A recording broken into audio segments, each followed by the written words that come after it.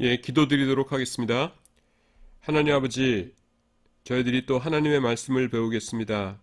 하나님께서 함께해 주셔서 유익한 시간 될 수 있도록 축복해 주시옵소서. 예수님의 이름으로 기도드리옵나이다. 아멘. 지금 우리가 베드로 전서를 다루고 있습니다. 베드로 전서를 다루면서 지난 시간 마지막에 바울과 베드로 이렇게 하고서는 진화론과 변증법 이렇게 하면서 조금 진화론 조금 설명하다 말았는데요. 마저 설명을 좀 하도록 하겠습니다. 지금 우리가 이제 베드로 전서를 다루는데, 이 베드로 전서에 대해서 좀 이렇게 커다란 윤곽을 잡고 그 윤곽 속에서 베드로 전서가 어떤 위치를 차지하고 있는가 하는 것을 이제 살피면서 이 커다란 윤곽을 좀 설명하는 그런 시간이라고 할 수 있겠습니다.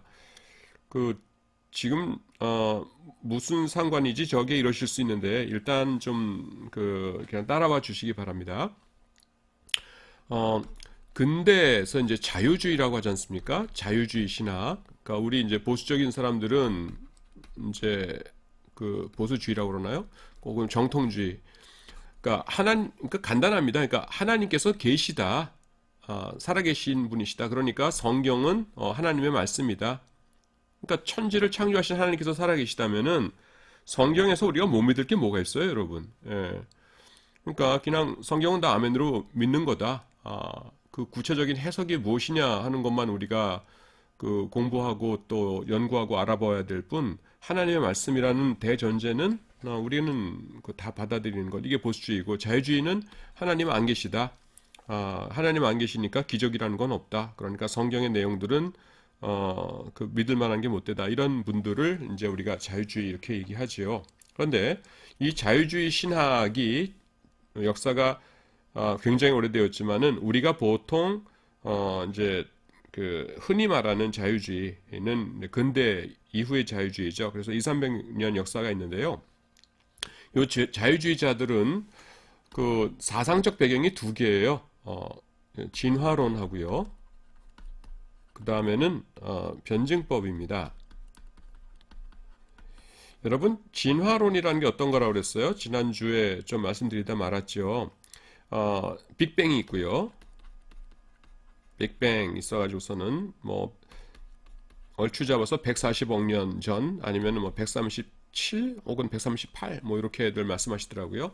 빵 해가지고서는 처음에 수소가 나타나고 그 다음에는 이제 핵융합 반응에 의해서 헬륨이 나타나고 그 다음에 이제 점점 퍼져나가면서 열이 식어가면서 무거운 원소들이 생겨나고 그 다음에는 이제 단세포가 생겨나고 그 다음에 어류부터 해서 쭉 해서 인간까지 이렇게 진행되는 거죠. 그래서 여기까지를 화학 진화라고 그러고 여기까지 단세포 생물부터 이제 이쪽까지를 이제 생물 진화라고 그러죠. 생물학적 진화 이렇게 얘기합니다. 그런데 진화론에서 주장하는 것은 이제 진화론의 전제가 뭐냐 하면은 그 두 가지예요. 하나는 뭐냐면은 우연이고요. 모든 건 우연이다. 그러니까 인격적인 어떤 지성을 갖춘 자의 개입이라는 건 없다. 모든 건 우연에 의해서 이루어진 것이다. 그 다음에 두 번째는 뭐냐면은 긴 기간입니다. 긴 시간. 그래서 진화론에서 주장하는 건 뭐냐면은 복잡한 것은 나중에야 생겨난다는 것입니다. 어떤 것이 복잡하다. 그런데 그것이 초기에 나타났다 하면은 그거는 불가능하다는 것이죠. 복잡한 것이 초기에 나타나려면은 지적인 존재의 개입이 있어야 되는 거 아닙니까? 근데 복잡한 거가 나중에 나타났다 그러면은 이건 진화론적으로 설명할 수 있다라는 것이에요. 그래서 이 진화론에 영향을 받은 자유주의자들이 무슨 얘기를 하냐면은 성경 가운데서 그 교회 제도가 복잡하다거나 막 이런 것들은 초기의 것일 리가 없다. 나중에 나타난 것이다. 이렇게 본다는 것입니다. 변증법은 뭐냐 하면은 그 헤겔의 변증법을 말하는데요. 정반합이라고 그러죠. 정반합. 그래서 처음에 이제 어떤 것이 있습니다. 그래서 요거를 이제 태제라고 그러고요. 참고로 독일어입니다. 그래서 지금 대문자로 쓰고 있어요. 그러면 여기에 대해서 이렇게 반대되는 것이 나타난다는 거예요. 그래서 막 싸운다는 겁니다. 싸워가지고선 이건 아니다 하면서 반대되는 것이 나타나서 이게 이제 안티테제입니다. 그래서 막 싸우다가 중간쯤에서 타협을 본다는 것이죠. 이게 합이에요. 합을 봐가지고서는 우리 이러지 말고 그냥 중간쯤에서 하자. 그러자 해가서 요거를 진태제라고 부릅니다. 그래서 이제 안정이 됐나 했더니만은 또 싸운다는 거죠, 둘이. 그래서 이제는 합이 정의 위치에 와 있는 거예요. 합이 정의 위치에 와 있고, 그 다음에 여기에 대한 반이 등장하고, 그 다음에 또 싸워서 여기에 대한 합이 등장하고. 그래서 인류의 역사라는 것은 정반합의 역사이다. 변증법적 역사이다. 그래서 결국은 이제 벨트가이스트라고 불렀는데요. 세계 정신을 향하여서 역사는 쭉 진보해 나가고 있다라는 것이 변증법입니다. 진화론에서는 우연과 긴 시간이라고 했잖아요. 변증법에서는 뭐냐 하면은 갈등이 반드시 필요하다는 겁니다. 역사의 진보를 이루기 위해서는 갈등이 반드시 있어야 되지 처음부터 갈등이 없이 진행된다? 그런 건 있을 수가 없다는 거예요. 그래서 변증법적 사고에 영향을 받은 신학자들은 성경을 어떻게 판단하냐면은 성경 가운데서 엄청나게 갈등이 보인다. 그러면은 이거는 진짜다 이러고요.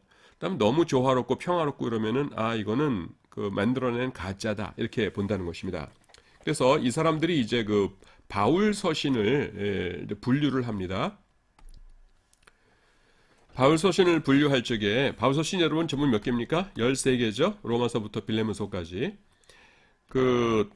제일 왼쪽에 3개를 위치시키고요. 제일 오른쪽에 보통 3개를 위치시킵니다. 제일 왼쪽에 있는 건 뭐냐면은 아무리 자유주의자라고 하더라도 이거는 바울이 쓴 거 맞아 하고 인정해 주는 거가 3개가 있어요. 그게 뭐냐면은 로마서 하고요. 로마서도 다는 아니고 1장에서 15장까지. 여러분 로마서가 맨 마지막 장이 몇 장입니까? 16장이죠. 근데 16장은 이제 그거는 베베에 대한 천거서다, 추천서다. 그래서 그건 인정 안 하고요. 그러니까 자유주의자들이 그렇단 말이에요. 그래서 로마서가 그렇고 그 다음에는 고린도 전서는 바울이 쓴 거 맞다. 그 다음에 갈라디아서는 바울이 쓴 거 맞다. 그래서 자유주의자, 아무리 자유주의자라고 하더라도 아주 극단적인 사람 빼놓고는 요 3권은 바울이 쓴 거라고 인정을 해줍니다. 그 다음에 자유주의의 물을 조금이라도 먹었다 하면은 이거는 바울이 쓴 거 아니에요 라면서 다들 부정하는 게 뭐냐면은 소위 말하는 목회서신입니다. 디모데 전서, 그 다음에 디모데 후서, 그 다음에는 디도서입니다. 요 3권은 그거는 바울이 쓴 것 아닙니다. 조금만 자유주의자들에도 이렇게 이야기를 해요. 우리 보수주의자들은 뭐 당연히 다 13권 다 하나님의 영감으로 기록된 책이고 하나님께서 사도 바울을 통해서 기록하게 하셨다 이렇게 믿지요. 그런데 요 세수로 이렇게 갈라지는 요 전제가 뭐냐면 진화론하고 변증법입니다. 먼저 디모데 전후서와 디도서는 아니다라고 하는 이유가 뭐냐 하면은요. 여기서 보시면은 교회의 제도 같은 것들이 막 나오거든요. 근데 너무 복잡하다는 거예요. 이를테면은 장로님, 집사님 이런 것까지는 이해가 되는데 목회서신에 보시면은 감독이 나옵니다. 감독. 에피스코팔 처치라고 그러잖아요. 감독교회를. 그래서 감독이라는 건 뭐냐면은 여러 목회자들을 여러 교회를 여러 개를 이렇게 연합해 가지고선 돌보는 사람을 초대교회 때 감독이라고 그랬는데 그러니까 개교회 목사님보다 좀 더 책임이 많으신 분이죠. 근데 감독이라는 명칭이 목회서신에 등장한다는 거예요. 그러니까 이 사람들은 뭐라 그러냐면은 봐라 진화론 쪽으로 봤을 적에 복잡한 것은 긴 시간이 필요한데 사도 바울이 1차, 2차, 3차 전도행 하면서 막 전도하기 바빴는데 교회 세우기 바빴는데 언제 사도 바울 당대에 감독이라는 게 생겨나느냐? 감독은 사도 바울이 죽은 다음에 생긴 것이다. 그러니까 디모데 전후서 디도서 이 목회 서신들은 바울이 죽은 다음에 나중에 이제 쓴 건데 어떤 사람이 바울의 이름을 빙자해서 거짓말로 나 바울이요 하고 쓴 것이다. 왜냐하면은 뭐 다른 이제 뭐 언어적 증거 뭐 이런 것도 되지만은 중요한 게 뭐냐면은 거기 감독에 대해서 논하기 때문이다 이렇다는 거예요. 이게 진화론적인 것이죠. 그 다음에 변증 그러면 요 세 권의 책은 웬만한 자유주의자들이라고 하더라도 왜 바울의 책으로 받아들이냐면은 그 변증법적 사고 때문에 그렇습니다. 변증법이란 게 뭐라 그랬어요? 막 초기에는 싸운다 그랬죠. 그래서 조금 이따가 이제 제 책에 있는 내용을 말씀드릴 텐데 FC 바우루라는 사람이 있습니다. 페르디난도 크리스티안 바우루라는 사람인데요. 이 사람이 뭘 주장했냐면은 초대교회의 그 교회 제도는 교회는 두 가지로 나눠져 있었다 이렇게 주장을 했어요. 이 변증법에 따라서 그가 뭐냐 하면은 이런 겁니다. 초기에 어떻게 이것이 나눠져 있었냐 하면은 여러분 이거 사실 아니에요. 사실 아니고 그냥 그 사람이 그렇게 얘기한다는 겁니다. 지금 들으면서 끄떡끄떡 하시면서 들으면 안 돼요. 교회가 둘로 쪼개져 있었는데 하나는 뭐냐면은 유대 기독교라는 것이 있었다. 유대 기독교. 그래서 구성원은 유대인이고 그 다음에는 지역적으로는 팔레스타인, 지금의 이스라엘이었다. 이 사람들의 그건 뭐냐면은 유대교, 이 동그라미 유대교라고 쳐요. 유대교에다가 플러스 알파로 예수님이 메시아이시다. 요거 달랑 하나만 추가되는 것이 유대 기독교였다. 그래서 율법 다 지키면서 그 다음에 유대인들이 평생 해오던 여러 가지 관습들 다 지켜가면서 플러스 알파 이제는 예수님 오셨으니까 예수님을 메시아로 모셔드려야지 예수님 믿는답니다. 요거만 플러스 알파로 추가되는 것이 초기 유대 기독교였다. 근데 여기에 이제 반대해가지고서는 이상한 사람이 등장했다는 거예요. 그게 누구냐면 바울입니다. 그래서 유대 기독교의 대표자는 베드로고요. 그 다음에 여기에 대표자는 바울인데 바울은 뭐라고 주장했냐면은 이 율법, 요 동그라미 율법이라고 했죠. 율법책 이거 다 필요 없다. 다 필요 없어졌다. 그래서 없어진 걸 제가 점선으로 그릴게요. 그래서 그건 다 필요 없고 예수님이 메시아이시다. 십자가를 믿으면 된다. 요거만 주장했다는 겁니다. 그래서 이거를 이방인 기독교 혹은 헬라 기독교라고 해요. 지금 바우르가 말하는 겁니다, 여러분. 우리는 안 받아들여요. 우리 정통 기독교에서는 안 받아들여요. 헬라 기독교라고 했다는 겁니다. 그래서 여기 헬라 기독교에는 그 메인 멤버가 누구냐면은 이방인이고, 그 다음에는 주로 어디서 나타났냐면은 이것도 이제 그 열방이다. 이방 땅이죠. 그러니까 팔레스타인 이외에 다른 소아시아라든가 시리아라든가 이런 다른 곳에서 이거를 이제 주장했다라는 것이죠. 그래서 둘이 막 싸웠다는 겁니다. 둘이 막 싸우면서 그 바울파, 베드로파 하면서 이제 막 싸우고 이랬는데 중간에 이제 화해를 했다는 것이죠. 화해를 했다는 게 그 결정적인 계기가 뭐냐면은 그 사람들에 따르자면은 AD 70년에 예루살렘이 망해버렸어요. 여러분들 그 유대 기독교의 본거지가 어디였겠어요? 당연히 예루살렘이죠. 근데 그게 망해버린 겁니다. 그래서 70년 이전에는 그 요쪽이 유대 기독교가 주류고 헬라 기독교는 아주 약했었는데 망하고 나니까 이제 유대 기독교는 힘이 약해지고 이방 기독교, 헬라 기독교는 아주 강해졌다는 거예요. 그래 가지고서는 이제 그 비등비등해져 가지고서는 우리 화해하자 이렇게 아주 나온 거가 Ancient Catholic Church다. 그러니까 고대 카톨릭 교회다. 지금 그 로마 카톨릭하고는 다른 거예요. 그러니까 바우루의 상상 속에 있는 그 기독교입니다. 그래서 고대 카톨릭 교회가 등장했다. 근데 카톨릭 교회가 이렇게 봤더니만은 창피하더라는 거죠. 여기 뭐야? 아이고 우리가 이렇게 싸웠네. 해가지고서는 우리 이러지 말고 처음부터 사이좋게 지냈다고 해가지고 지낸 것처럼 역사책을 씁시다, 그럽시다 해가지고서는 사이좋게 지낸 것처럼 거짓말로 꾸며서 역사책을 썼다는 거예요. 그게 뭐냐면은 사도행전이라는 겁니다. 사도행전.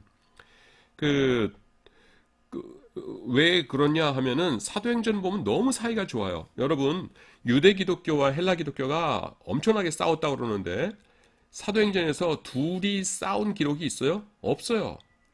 싸운 기록은 없고 그냥 그 회의 한 번 했죠. 사도행전 15장에 보시면은 15장에서 그냥 사도회의라고 그래서 예수님 믿는 거에다가 율법도 지켜야 되나 말아야 되나 하면서 모여서 사이좋게 회의하잖아요.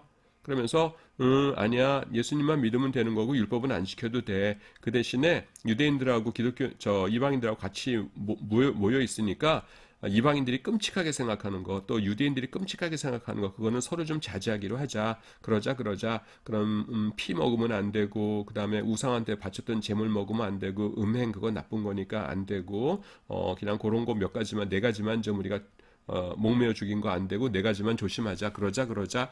이렇게 사이좋게 헤어졌다는 거죠. 그러니까 우리는 그 사도행전이 역사적인 사실이다 그러는데, 그러니까 이 사람들은 바울 같은 이런 부류 사람들은 말도 안 된다는 거예요. 그래서 사도행전은 그건 가짜로 만들어낸 책이다 이렇게 하고, 요때에 이제 그 지금 왜 이 강의를 하는지 나오는데요. 요때 나타난 요런 사상을 배경으로 해가지고서는 쓰여진 책이 이제 베드로 전서다 이렇게 얘기한다는 겁니다. 그래서 베드로 전서는 비록 그 베드로의 이름으로 쓰여지긴 했지만은 그 사람들은 이제 베드로가 쓴 거라고 잘 안 믿죠. 베드로의 이름으로 쓰여지긴 했지만은 유대 기독교의 정신과 헬라 기독교의 정신을 적당히 버무린 책이 베드로 전서다 이렇게 주장을 한다는 겁니다. 제가 그래서 요거 말씀드리려고 전체를 말씀드렸어요. 그런데 이 한 신학자 의견을 왜 이렇게 길게 얘기하냐면은 이 사람이 얘기한 이후로요. 이게 그냥 이 자유주의 진영에서는 정설이 됐어요. 요게. 그래서 여러분들이 이제 신학책을 읽으시거나 우리나라에서도 이제 보수적인 신학교 말고 다른 곳에서는 지금 보여드리는 요거 있지 않습니까? 요걸 아예 그 정설로 받아들입니다. 그래서 초기에는 율법을 모두 지켰던 유대 기독교가 있었고, 그 다음에 율법은 필요 없고 복음만 받아들이면 된다는 헬라 기독교가 있었고, 대표는 베드로, 대표 바울에서 엄청 싸웠다. 그래가지고서는 중간에 타협해서 나온 것이 이제 그 고대 기독교다. 이렇게들 이야기를 합니다. 근데 우리는 그렇지 않죠. 왜냐하면은 이것은 전제로 하는 게 뭐예요, 여러분? 이 도표가 성령님께서 개입하시지 않는다는 겁니다. 순수히 초대교회의 종교운동은 인간들끼리의 운동이다라는 것이죠.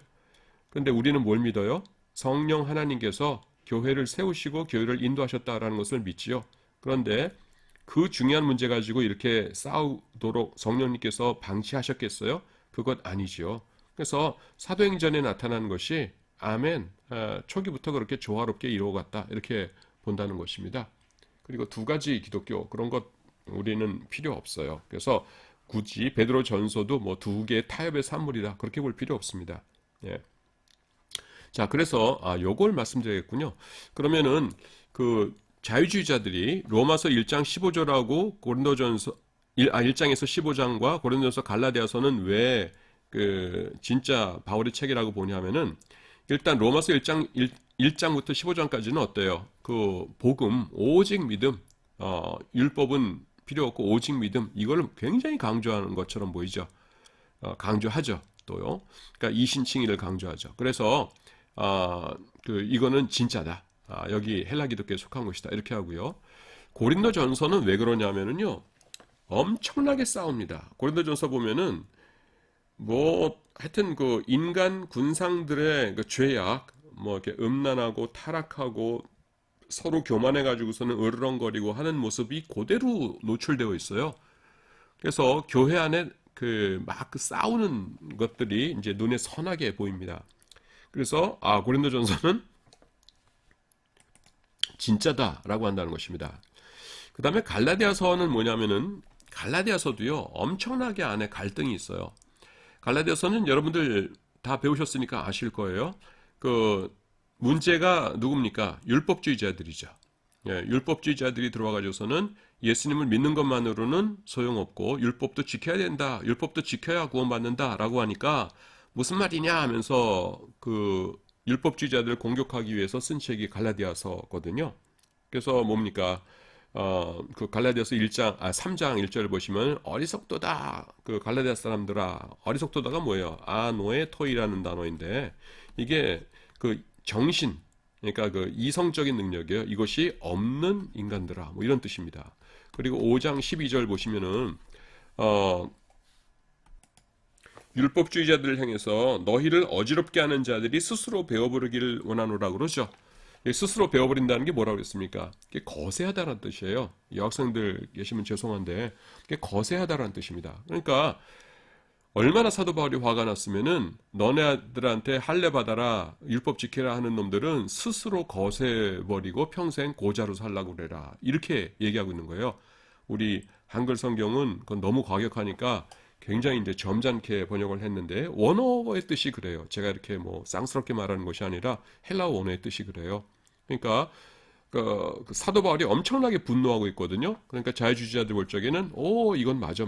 그렇지. 이렇게 싸웠으니까 이렇게 분노한 거지. 그래서 그걸 맞다고 보는 겁니다. 그리고 그 사람들의 입장에서 볼 때는 우리 지금 다루고 있는 베드로 전서가 요 둘 사이를 이렇게 다 포괄하는 그러니까 좀 이렇게 중도적인 그런 책으로 보인다는 것이에요. 그래서 제가 요거를 설명하면서 그러면 아예 자유주의라는 것이 어떤 것이고 그다음 그 사람들의 사상적 배경이 어떤 것이고 하는 것을 이렇게 좀 거대한 것을 설명해 드리는 것이 좋겠다 해가지고서는 이렇게 설명을 드립니다. 세세한 것은 여러분들이 이제 졸업하신 다음에도 책 보시고 그러면 되는데 그 전체적인 윤곽 잡는 거는 이제 교수님들이 여러분들에게 해주는 것이 좋지요. 우리들이 이제 그쪽을 전공하는 사람들이니까. 근데 여러분 제가 조금 지금 욕심이 나는데 뭐냐면은 진화론에 대해서 지금 설명을 조금 하다가 나왔는데요. 저는 당연히 창조론자고요. 그 진화론이 그 한 가지만 좀 말씀드릴게요. 곳곳에 이제 구멍투성이인데요. 그냥 여러분들이 잘 배워 놓으셨다가 그 학교에 그러니까 여러분들 그 주일학교나 뭐 중고등부 학생들한테 이제 좀 간단하게 설명해 드릴 수 줄 수 있으면은 좋을 것 같아 가지고선 제가 말씀드립니다. 뭐 당연히 저도 뭐 제가 읽은 책에서 그 배워서 인용하는 것이죠. 여러분 그 모든 그 생명체는 뭐로 되어 있습니까? 단백질로 되어 있죠. 그러니까 동물의 경우에 단백질로 되어 있죠. 그리고 단백질은 뭐로 구성되어 있습니까? 아미노산으로 구성되어 있습니다. 그런데 아미노산은 몇 가지 종류가 있냐면은요, 딱 20가지가 있어요. 그래서 20가지가 그 모여 가지고서는 단백질을 구성하는데요. 적게는 뭐 수십 개에서 많게는 수백 개까지 아미노산이 모여야 특정 단백질이 됩니다. 그런데 그 어떤 분이 이제 계산을 했어요. 그 뭐냐면은 단백질이 아미노산 65개로 이루어진 단백질. 왜 65개를 했는지는 잘 모르겠는데 그 책에 그렇게 나와요. 65개짜리를 계산을 해봅니다. 그러면은요, 아미노산이 A부터 A, B, C, D 해가지고서는 이제 20번째까지 있다고 해보세요. 근데 65개의 요 특정 단백질이 되기 위해서는 어떻게 되냐면은 20개 중에 하나여야 되죠. 그렇죠? 그 다음에 그 두 번째 이제 단백질이 A가 있는데 그 다음에 반드시 B가 와야 돼요. 근데 B는 20개 중에 하나여야 돼요. 그러면 또 확률이 뭡니까? 20분의 1 곱하기 20분의 1이죠. 처음에 A가 올 확률 20분의 1, 그 다음에 20분의 1, 그 다음에 반드시 그 다음에 C가 와야 됩니다. 딴 게 오면 안 되고, 그러면 또 20분의 1이죠. 그러면 여러분 65개의 아미노산이 그 형성될 확률이 어떻게 돼요? 20 곱하기 65분의 1이 되는 겁니다. 그렇죠? 요거는 뭐 고등학교 때 수학 시간에 배운 것이죠. 근데요, 20의 65승이 돼요. 경우의 수가. 그러니까 그 A, B, C가 돼야 되는데 A, B 다음에 A, B는 붙었는데 그 다음에 C가 붙어야 되는데 갑자기 D가 붙었다 그러면 이건 실패작인 겁니다. 그 단백질은 딱딱딱딱 그 65개가 순서대로 딱딱딱딱 맞아야 돼요. 요거 다음엔 요거 다음엔 요거 다음엔 요거 해가지고서는 이게 순서가 일정하게 와야 돼요. 그러니까 각 경우의 수가 20분의 1씩이에요. 아미노산의 개수는 20가지니까 종류가. 그래서 20의 65승계만 개만큼의 경우의 수가 있고요. 그 중에서 하나만이 이 특정 단백질이 형성되는 겁니다. 그래서 20의 65승분의 1이 돼요. 근데 이제 원시 해양 바다 상태에서 아미노산들이 둥실둥실 떠 있다가 이제 그거가 이제 결합됐다 이렇게 얘기하거든요. 진화론자들은. 근데 어떤 분이 그렇게 빨리빨리 결합될 수는 없지만은 빨리빨리 결합됐다고 치고 4초마다 하나씩이 결합됐다고 보는 거예요. 자, A라는 단백질이 있었는데 둥실둥실 떠다니다가 B가 4초 만에 딱 왔습니다. 그 다음에 둥실둥실 떠다니다가 C가 4초 만에 또 딱 결합됐어요. 그래가지고 쪼르륵 해가지고서는 65개가 순서대로 딱딱딱 맞아가지고서는 드디어 단백질 완성 이렇게 됐다는 겁니다. 그래서 20의 65승 배 곱하기 4초 하면은 이게 뭐냐면은 그 전체 경우의 수가 한 번씩 실험될 확률이죠. 그래서 요거를 그 계산해 보면은요 어떻게 되냐면은 1.26 곱하기 10의 40승이 나와요. 1.26 곱하기 10의 40승 년, 그러니까 1년, 2년, 3년, 4년인데 년 해야 그 20개의 아미노산들이 65개가 이제 한 번씩 맞춰보는 경우의 수를 전부 맞춰가지고서는 그 중에 하나가 이제 그 단백질로 성공하게 된다는 겁니다. 그래서 시간이 얼마나 필요하면은 1.26 곱하기 10의 40승의 세월이 필요합니다. 한 번에 이렇게 결합할 때마다 4초로 잡았을 적에. 근데 지구의 나이가 몇 살이냐면은 137억 년이라고 쳤을 적에 137억 년이었을 적에 곱하기 10의 10승입니다. 겨우 10의 10승이에요. 근데 요거가 하나 맞출 확률이 10의 40승입니다. 그래서 지금 이 말씀 왜 드리냐면은 진화론자들이요. 그러니까 과학이 발달하지 않았을 적에는 지구 나이가 40억 년이라는 걸 가지고 굉장히 안심했어요. 또 우주의 시간이 140억 년이라는 거 가지고 안심했어요. 140억 년이면은 우연히 일어난다고 해도 무슨 일이건 다 일어날 수 있는 시간이라고 생각을 한 겁니다. 근데 이런 식으로 이제 그 생물학이 아미노산 단위로 나고 분자 생물학이 나오고 이렇게 하다 보니까요. 이게 확률적으로 안 맞아요. 이건 그냥 여러분들이 어디까지 뭐 이해를 하시는지 아니면은 뭐 다들 이해하셨는지 모르겠지만은 이건 지금 순수한 과학입니다. 지금 뭐 성경하고 아무 상관없고요. 순수한 과학이에요. 그러니까 확률 계산이거든요. 근데 그 65개의 아미노산으로 단백질 하나가 이루어질 확률이요. 좀 지구 나이보다도 뭐냐면은 10의 30승이 더 필요하죠. 거의 10의 30승배의 시간이 더 필요하다는 겁니다. 그리고 지금은 이걸 이해하신 분들만 들으세요. 지금은 한 게 뭐냐면은 요 단백질이 형성되는 게 아미노산 하나가 이렇게 해가지고서는 쪼르르 일렬로 65개가 이렇게 쭉 형성되는 거로 봤잖아요. 근데 단백질은요, 아미노산이 1차, 2차, 3차 구조가 되어 있어요. 그래서 3차 구조라는 게 뭐냐면은 1차 구조라는 것이 지금 말씀드린 대로 이제 직선으로 이렇게 쭉 이어가는 겁니다. A, B, C, D 이렇게. 그렇게 가다가 어떤 일정한 아미노산이 도달하잖아요. 그러면은 그 다음에 아미노산은 여기 붙으면 안 돼요. 여기로 붙어야 됩니다. 꺾여야 돼요. 꺾여야 되고, 그다음 일정한 아미노산을 보면은 또 꺾여야 되고요. 그래서 이렇게 일정한 데서는 꺾어줘야 돼요. 요걸 2차 구조라고 그래요. 그리고 꺾여서 가던 거가 기존의 아미노산 있는 거랑 겹쳐야 됩니다. 그래서 그 위로 올라가야 돼요. 여기서 만나야 돼요. 요거를 3차 구조라고 그래요. 그래서 1차, 2차, 이 3차 구조가 맞아야지만 되는 거예요. 그러니까 지금 그냥 20분의 1 곱하기 20분의 1이 아니에요. 여기서 꺾여야 되기 때문에. 그리고 아미노산은 또 어떻게 형성됩니까? 우리가 알다시피 아데닌, 구아닌, 시토신, 티민 중에서 4개 중에 하나씩 빼고 3개씩으로만 구성되거든요. 이거 확률 또 계산해야 돼요. 근데 우리 박테리아 있죠? 박테리아 하나가 단백질 몇 개로 구성됐어요? 최소한 단백질 1000개입니다. 1000개가 자루 속에 단백질이 있다고 해서 형성되는 것이 아니라 그 딱딱딱딱 주어진 그 역할에 따라서 골로 딱딱딱딱 이제 배치가 되어 있어야 돼요. 그래야 살아있는 박테리아가 한 개가 형성되는 겁니다.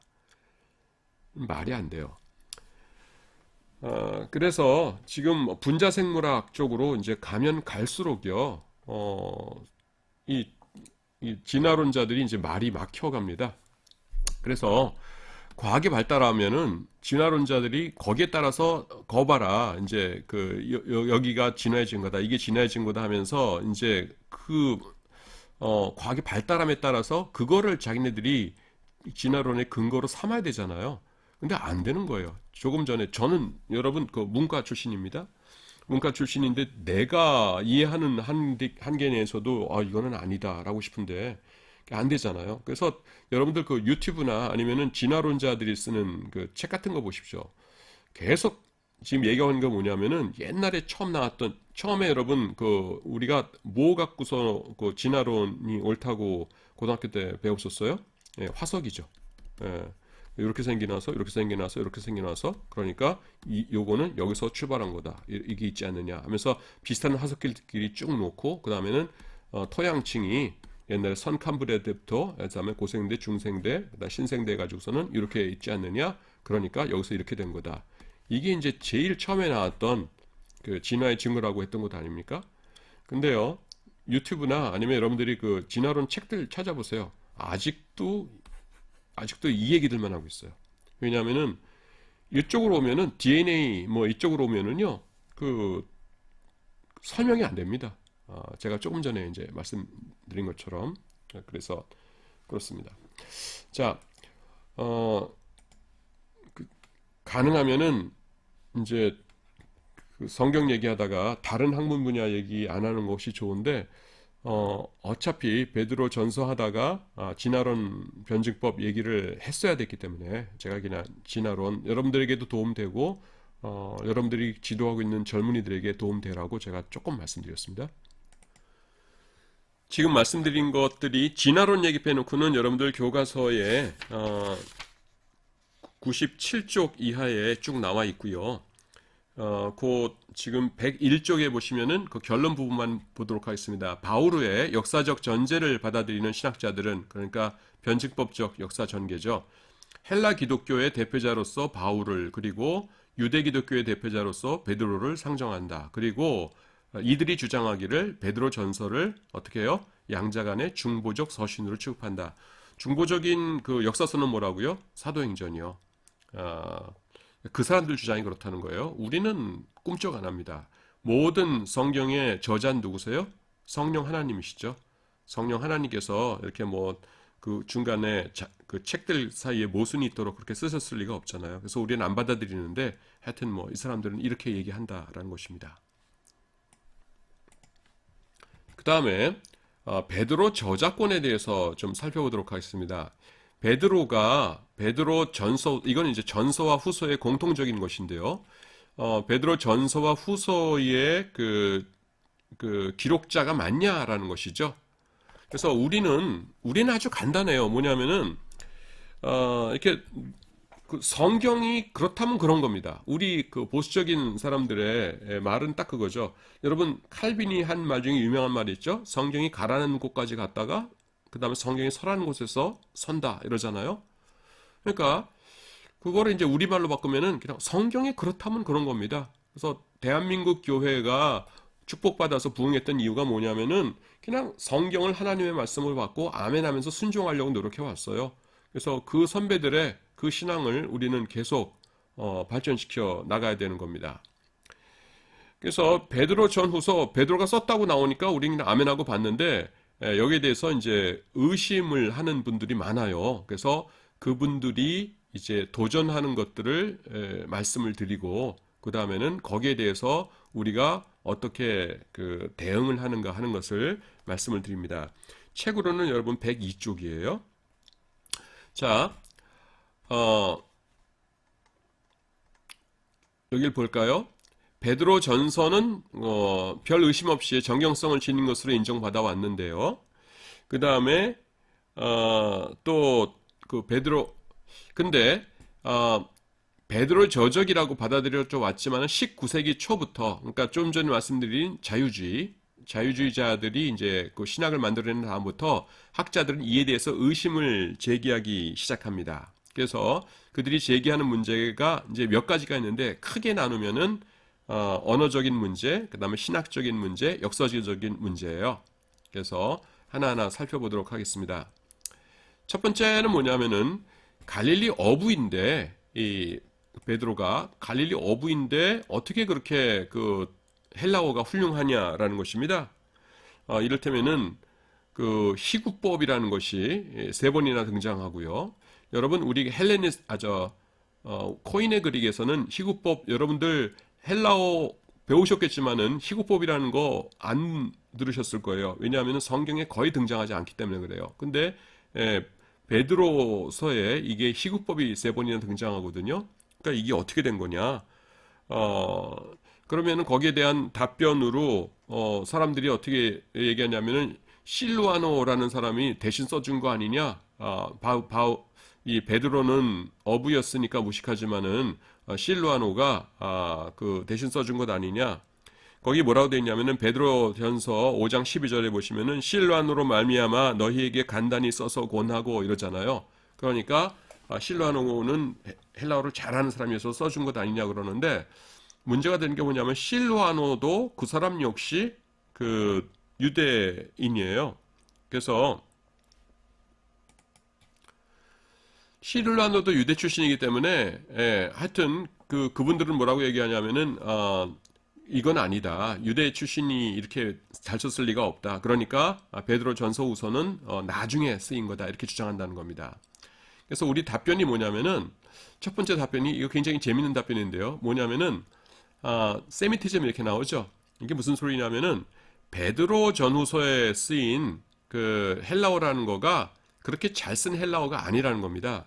세미티즘이라는 건요 뭐냐면은 그 못 쓴 헬라어의 특징이에요. 무슨 말인지 좀 설명을 해 드릴게요.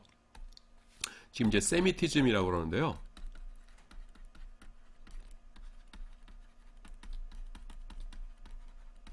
셈이 뭡니까? 셈족이죠. 여러분 노아의 세 아들 그 함, 셈, 야벳 있잖아요. 그래서 셈이 보통 우리 동양인의 조상이다 이렇게 하는데 그러니까 언어학에서 세미티즘은 뭐냐면은 셈족의 티를 낸다는 겁니다. 셈족의 티를 낸다고 해서 세미티즘이라고 그래요.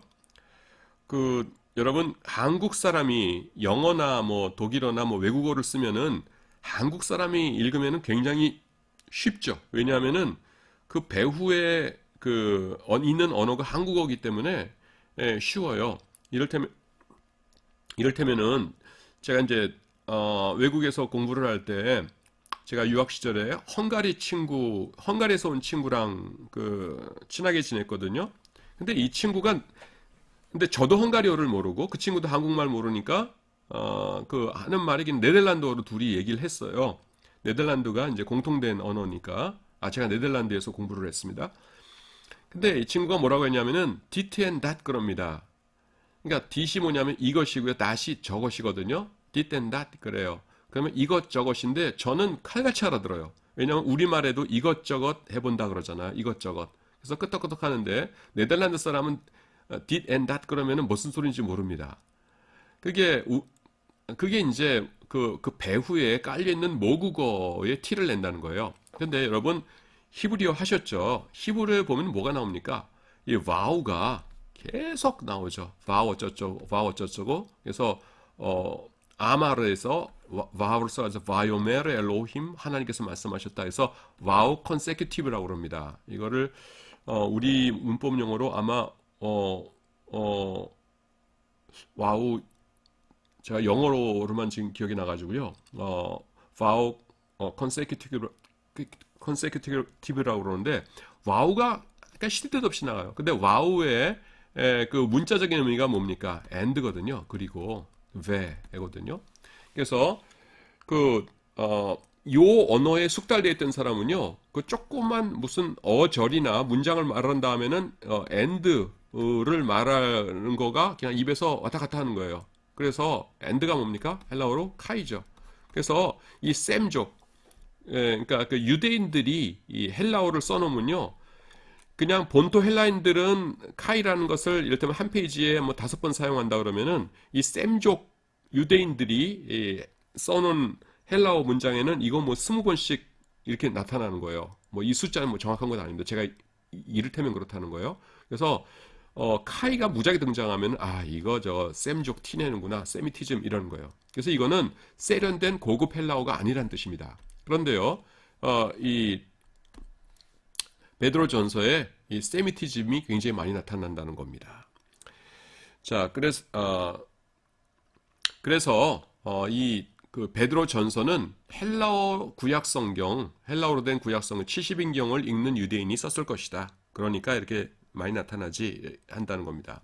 그리고 많은 이스라엘 사람들은요, 두 언어를 사용했습니다. 그리고 베드로의 고향인 베세다도요, 상당히 헬라어던 지역이었어요.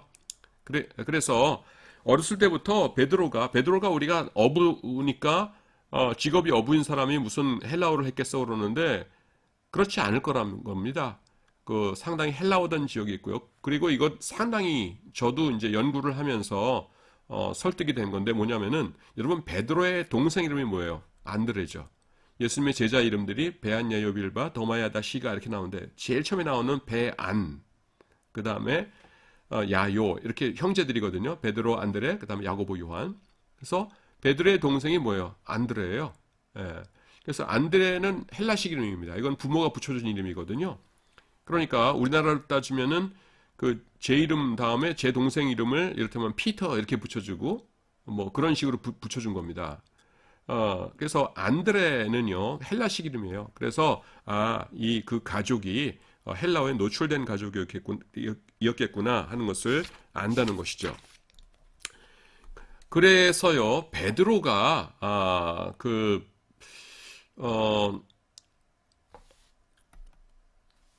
아마도 오순절 때 설교 어떤 말로 했겠습니까? 오순절 설교 첫날은 그 뭡니까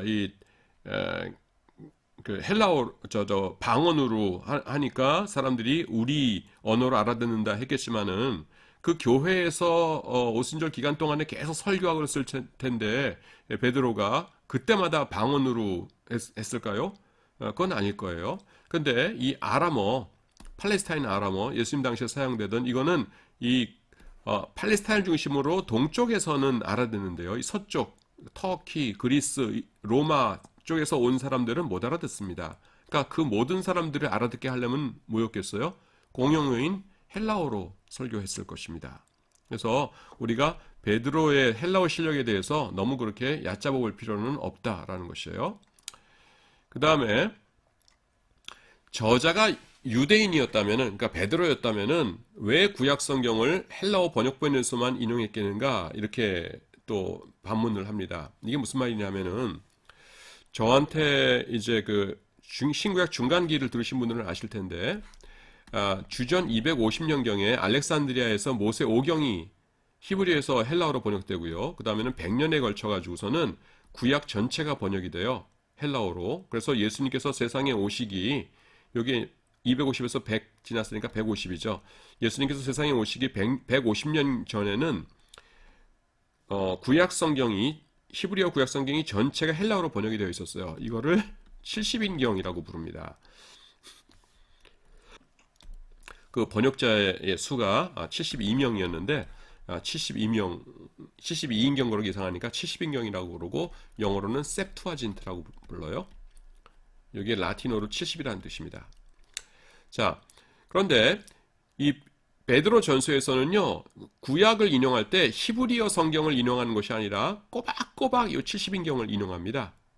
그래서 그 저자가 유대인이었다면은 베드로였다면은 구약을 인용하지 왜 이걸 인용했겠어? 그러는데 거기에 대한 아주 그 심플한 답은 뭐냐 하면은 아주 단순해요. 그건 뭐냐면요, 독자들을 생각해 보자는 겁니다. 독자들은요, 이 소아시아 사람들이었는데 유대 디아스포라에 거주하는 사람들이었어요. 그래서 이 사람들은 그 공용어가 뭐냐면은 헬라어였습니다. 그리고 이 사람들이 살았던 곳이 어디라고 했습니까?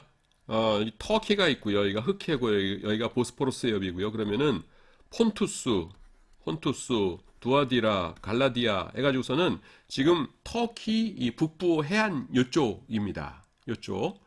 여기 흩어져 사는 나그네들에게 편지 보낸다 그러잖아요. 그러니까 이방인들이에요. 이방인들. 그래서 이 사람들의 공용어는 헬라어죠. 그러니까 독자들이 헬라어에 능통한 사람들이니까 베드로가 구약 성경을 히브리어를 알았다라고 하더라도 독자들에게 맞춰줘야죠. 그래서 이제 헬라어를 썼다 이렇게 우리가 답을 해줍니다. 그 다음에 왜 베드로전서에는 예수님에 대한 개인적 기억이 등장하지 않는가? 베드로가 썼다면은 예수님과 3년 동안 개인적으로 이제 사귄 교제하셨지 않습니까? 그러니까 거기에 대해서 썼을 텐데 왜 아무 개인적인 것에 대한 것이 등장하지 않느냐는 것이에요. 답변이 뭔지 아세요? 등장해요. 이게 뭐냐면은 베드로후서 1장 16, 18절 보면 변화산 사건이 나옵니다. 변화산 사건에 대해서 나오거든요. 예. 그래서 변화산 사건이 나와서 우리가 변화산 사건 얘기 있는데요? 예수님과 개인적인 있는데요? 라고 하니까 그 자유주의자들은 뭐라 하는지 아세요? 그러니까 그 사람들이 베드로가 왜 개인적으로 그런 걸 얘기 안 해요라고 의심할 거기 때문에 베드로후서는 일부러 그 부분을 집어넣은 것이라고 얘기합니다. 일부러 집어넣은 것이다. 그러니까 베드로가 순교하시고 난 다음에 나중에 어떤 사람이 이 베드로 후서를 쓰면서 내가 베드로인 것처럼 사람들을 소개할 텐데 어떻게 해야 될까? 그렇지. 그럼 변화산 사건을 내가 마치 본 것인 양 넣어야지 하면서 거기다가 집어넣었다는 겁니다. 그러니까 그 자유주의자들은요, 아예 베드로가 죽은 다음에 베드로후서가 쓰였다는 것을 전제로 해서 얘기를 하는 거예요. 그래서 왜 인생 얘기가 없냐라고 하니까 예수님의 지상생 얘기가 있지 않수 여기 있지 않수 그러니까 그건 나중에 집어넣은 거요. 그런 겁니다. 그러니까 무슨 말인지 아시겠죠? 그냥 작심을 하고 그냥 거부하는 입장입니다. 그래서 객관적으로 이 사람들이 우리랑 이렇게 논쟁을 하는 것이 아니에요. 그리고 물론 예수님과의 그런 이야기를 개인적인 경험을 이야기하면은 베드로 자신의 권위를 높이는 거에는 굉장히 좋겠죠. 하지만 그걸 언급을 할 필요가 없었을 거라는 겁니다. 왜냐하면은 베드로의 권위는 이미 전후서의 독자들에게 공고한 것이었기 때문에 굳이 예수님과의 어떤 에피소드 그런 것 소개해줘 가지고서는 자신이 베드로임을 증명할 필요가 없었을 것이다 라는 것입니다. 그 다음에요. 또 그 사람들이 하는 말이 뭐냐면은 베드로가 진짜 저자라면은 어떻게 그렇게 바울의 신학과 일치하는 부분이 많을 수 있는가 이렇게 얘기해요.